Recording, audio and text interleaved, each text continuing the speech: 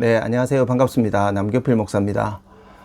장마철이어서 날씨가 굉장히 습하고 또 그러면서도 비가 왔다가 금방 그치고 또 햇살이 나고 이러니까 굉장히 무덥고 여러분들 모두 건강관리가 좀 힘드시겠다 그런 생각이 듭니다. 저도 많이 힘들어요. 그래서 올여름 여러분 모두 건강하게 다들 잘 지내셨으면 좋겠다는 안부 인사를 먼저 드리고 싶습니다. 자, 오늘 여러분들과 함께 나누고 싶은 이야기는 드라마 한 편에 관한 이야기입니다. 지난 4월, 5월 두 달 정도 아마 제 기억에 그렇게 방영이 됐던 것 같은데 모 방송사에서 방영했던 드라마 나의 해방일지라는 드라마 이야기를 잠깐 해보려고 합니다. 여러분들 가운데 혹시 보신 분이 계실지도 모르겠어요. 사실 처음에 별 반응이 그렇게 썩 좋았던 드라마 아니었습니다. 이 작가가 가지고 있는 조금 독특한 그런 세계가 있거든요. 그래서 처음부터 이렇게 금방 막 재밌다 막 쑥 빨려 들어간다 이런 느낌의 드라마는 아니에요. 전작 나의 아저씨라는 작품에서도 그랬지만 작가만의 어떤 독특한 그런 작가 세계가 있는 것 같아요. 근데 시간이 지나면서 이렇게 팬덤이 형성된 드라마인데 그렇게 팬덤이 형성된 인기몰이의 중심에는 두말할 것도 없이 아주 탄탄한 배우들의 연기력이 한몫을 했겠죠. 그리고 또 방금 말씀드린 것처럼 이 작가주의에 입각한 그 드라마 구성 자체가 굉장히 시간이 지나면서 사람으로 하여금 궁금증을 유발하고 호기심을 갖게 만들고 그리고 무엇보다도 굉장히 공감하게 만드는 그런 드라마가 아니었는가 그런 생각을 합니다. 무슨 목사가 드라마를 저렇게 열심히 봤나 생각하실지 모르겠는데 틈틈이 영화도 많이 보고 드라마도 많이 본다고 제가 말씀드렸죠. 그죠? 그래서 이 드라마에서 그런 어떤 작가 정신과 또 탄탄한 배우들의 어떤 연기력 이런 것들이 합쳐져서 팬덤을 일으켰는데 팬덤을 일으키는데 또 하나의 몫을 차지한 것 중에 하나가 바로 이 드라마가 가지고 있는 제목 해방일지라는 이 제목에 담긴 해방이라는 단어와 그리고 드라마에서 남녀 주인공이 사용하는 추앙이라는 단어 때문이기도 하다. 저는 그런 생각을 해봅니다. 물론 제가 오늘 이 영상을 통해서 당연히 드라마 내용을 여러분에게 다 설명드릴 것도 아니고 또 말씀드린 것처럼 작가주의 정신에 대한 이야기를 하려는 것도 아닙니다. 그냥 방금 말씀드린 것처럼 이 드라마 제목 안에 있는 해방이라는 단어와 그리고 그 드라마의 주인공들이 즐겨 사용하는 추앙이라는 단어를 잠깐 한번 좀 이야기를 해보려는 것이죠. 이 드라마에서 나오는 주인공과 주변 이웃 인물들은 모두가 나름대로 해방을 꿈꾸는 사람들입니다. 그래서 드라마 제목이 해방일지인 거죠. 주인공을 비롯한 회사 직원들이 자신들이 무엇으로부터 어떻게 해방되어 가는가에 대해서 일기처럼 이렇게 쓰게 된 일지를 쓰게 된 것 때문에 이제 제목이 이렇게 붙은 건데 정작 해방을 바라지 않는 것처럼 보이는 인물들도 이 드라마에서 나오는 그 연기자들은 모두가 다 사실은 해방이 필요한 사람들이라고 할 수 있어요.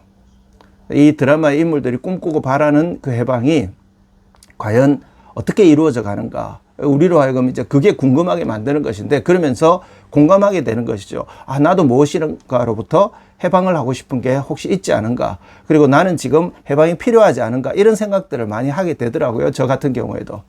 근데 이 드라마에서 나오는 인물들, 주인공을 비롯한 많은 인물들이 그렇게 꿈꾸고 바라는 해방은 다른 많은 작품들에서 그렇고 또 많은 사람들이 대부분의 사람들이 그러한 것처럼 자신을 속박하고 있는 그 어떤 것인가 무엇인가로부터의 탈출로 인해서 가능한 것처럼 그렇게 1차적으로 보입니다. 물론 작가가 마지막에 시청자들의 판단의 몫으로 이렇게 남겨두는 그런 열린 결말 형식의 드라마이기 때문에 어떻게 해석하냐에 따라서 조금 다를 수 있겠죠. 그렇지만 적어도 이 드라마 안에서만큼은 이 패턴, 그러니까 자신을 속박하고 있는 무엇인가로부터 탈출하는 것이 해방인 것처럼 이야기하고 있는 이 구성 자체는 크게 다르지 않다고 저는 생각이 들었어요. 물론 그게 어떻게 보면 틀리지 않다고도 생각합니다. 해방은 어쨌든 자신을 속박하고 있는 무언가로부터 벗어나야만 가능한 것이니까. 이 드라마에서도 주인공을 비롯한 많은 인물들은 누군가는 직장에서의 어떤 관계로부터 또 누군가는 물질적인 압박으로부터 또 누군가는 심지어 사랑하고 싶어하는 자신의 어떤 누군가를 사랑하고 싶어하는 자신의 감정으로부터까지 끊임없이 무엇인가로부터 탈출을 꿈꾸고 그것이 자신에게 해방을 가져다 줄 것처럼 그렇게 생각을 한다는 것이죠. 방금 말씀드렸던 것처럼 이런 어떤 무엇인가로부터의 탈출 자체가 중요하지 않다고 절대 말씀을 드리는 게 아닙니다. 무엇인가로부터 우리는 탈출해야 될 때가 있습니다. 우리의 잘못된 습관, 그리고 우리 주변에 호시탐탐 우리들을 넘어뜨리려고 우리를 둘러싸고 있는 수많은 죄의 유혹들로부터, 또 우리가 사실은 거기에 어느 정도 발을 담그고 그렇게 일상적인 생활을 이루어가고 있는 많은 것들로부터 우리는 사실 탈출을 해야 되죠. 마치 이스라엘 백성들이 애굽에서 노예 신세가 되었을 때 그 자체를 벗어나야 됐던 것처럼 우리는 그래야 될 필요가 분명히 있고, 그런 노력들이 우리에게 어떤 해방을 가져다주는 출발점이 될 수 있다고 저는 생각합니다. 그렇지만 문제는 그것이 과연 궁극적이고 진정한 해방이냐 하는 것에 대해서 질문을 던져보게 된다는 것이죠.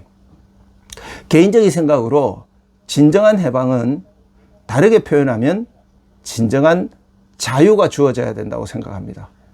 진정한 자유를 누려야만이 그게 진정한 해방이라고 할 수 있고, 그러한 진정한 자유는 어떤 무엇인가로부터 탈출하지 않아도 사실은 가능할 수 있어야 된다고 저는 생각하는 것이죠. 진정한 해방은 자신을 속박하고 있는 어떤 것으로부터의 탈출로 끝나는 것이 아니고, 때로는 자신의 힘으로는 벗어날 수 없는 환경과 상황과 어떤 문제 속에 여전히 거할 수밖에 없음에도 불구하고 그 안에서도 자유로워질 수 있는 단계로 나아갈 수 있다면 그것이 진정한 자유이고 진정한 해방이 아닐까, 저는 그렇게 생각한다는 것입니다. 환경과 상황과 문제가 우리 앞에서 사라진다고 해서 우리가 진짜 해방을 누리느냐, 자유를 누리느냐, 그게 아닐 수 있다는 이야기죠. 그래서 성경에서 보면 사도 바울은 자신을 억눌렀던 어떤 여러 가지 문제들이 있었겠지만, 물질적인 문제가 아마 이 표현에서는 물질적인 문제를 대표적으로 이야기할 수 있을 텐데, 빌립보서 4장에 보면 바울이 그렇게 이야기하죠. 내가 궁핍함으로 말하는 것이 아니라 어떠한 형편에든지 나는 자족하기를 배우나니, 나는 비천에 처할 줄도 알고 풍부에 처할 줄도 알아서 모든 일에 배부름과 배고픔과 풍부와 궁핍에도 처할 줄을 아는 일체의 비결을 배웠다. 그리고 그가 내리는 결론이 뭐죠? 내게 능력 주시는 자 안에서 내가 모든 것을 할 수 있느니라. 바울은 자신을 힘들게 했던 그러한 여러 문제들 가운데서 물질적인 문제, 자신에게 재정적인 도움을 줬던 빌립보 교회에다가 이 이야기를 하고 있는 것이죠. 너희들의 도움이 참 고마웠기도 하고 때로는 또 문제가 있기도 했지만, 나는 사실 그러한 어떤 환경과 상황에 관계없이 나는 일체의 비결을 알고 있다. 그게 무엇이냐? 내가 그리스도 안에 있을 때 그게 가능하다는 것을 나는 깨달았다라고 고백하고 있는 것이죠. 그가 능력 주시는 자 안에 있었기 때문이라고 표현하고 있다는 것이죠. 요한복음에서 성경은 우리에게 분명히 말합니다. 요한복음 8장 32절에 그렇게 말하죠. 진리를 알지니 진리가 너희를 자유케 할 것이다. 36절에서는 뭐라 그러죠? 그러므로 아들이 너희를 자유케 하면 너희가 참으로 자유하게 될 것이다. 성경은 우리에게 진정한 자유가 어디로부터 오는지를 분명히 밝혀주고 있습니다. 지금까지 말씀드린 관점 안에서 저는 이 드라마의 주인공들이 즐겨 사용하고 있는 추앙이라는 단어에 대해서 다시 한번 생각해 보게 됐습니다. 받들추 우르를 앙, 그러니까 받들고 우러러 본다는 뜻이죠. 이 드라마에서 남녀 주인공이 서로에게 그렇게 이야기하죠. 그냥 좋아해달라, 사랑해달라 차원을 넘어서서 나를 추앙해달라, 나를 추앙하느냐, 나를 정말 받들고 우러러 봐줄 수 있느냐. 근데 여러분, 그렇게 받들고 우러러 봐주는 그 어떤 존재가 사실은 시간이 지나면 또 자신을 속박하는 존재가 될 수도 있지 않겠습니까? 오늘날 이 시대에 많은 사람들은 물질을 추앙합니다. 그러나 그 물질 안에 자유를 얻지 못하죠. 많은 사람들은 권력을 추앙합니다. 권력을 받들고 권력을 따르죠. 권력을 우러러 보지만 그 권력 안에서 사실은 그들은 그 권력 때문에 자유하지 못합니다. 많은 사람들이 관계를 추앙합니다. 누군가 정말 자기를 추앙해 주기를 바라기도 합니다. 그러나 시간이 지나면 그 추앙하는 관계 때문에 오히려 우리가 참 자유를 누리지 못하는 경우들도 허다히 보게 됩니다. 그러나 우리에게 진정한 추앙의 대상이 되시는 그 하나님은 놀랍게도 우리가 추앙하면 추앙할수록, 그분을 정말 받들고 우러러보고 그분의 말씀을 따르려고 하면 할수록 놀랍게도 우리는 그분 안에 속박을 받는 것이 아니라 그분 안에서 참 자유를 누립니다. 그리고 그분 안에서 진정한 해방을 누릴 수 있습니다. 이 영상을 보시는 사랑하는 여러분, 그런 의미에서 하나님을 추앙하십시오. 무슨 이단 종파들이 교주 추앙하듯이 그렇게 추앙하라는 이야기가 아닙니다. 아니, 사실 하나님은 우리에게 그렇게 추앙받으셔도 마땅하신 분입니다. 그렇지만 그렇게 추앙하지 않더라도 그분을 진정으로 사랑하고 그분의 말씀을 따르기 위해서 그분을 정말 그 진리 안에서 내가 참 자유를 누리고 참 해방을 얻게 되는 그 놀라운 자리로 나아가는 차원에서 하나님을 추앙하십시오.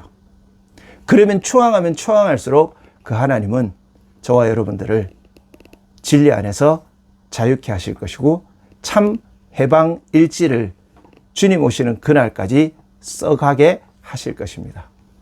여러분의 삶을 지금 억누르고 있는 여러분들이 뭔가로부터 벗어나고 싶어하는 그 무엇인가가 어떤 문제인지 저는 알지 못하지만 주님의 진리가 기꺼이 충분히 여러분들을 그 문제와 상황과 환경으로부터 자유케 해주시리라고 믿고 그렇게 되시기를 축복합니다.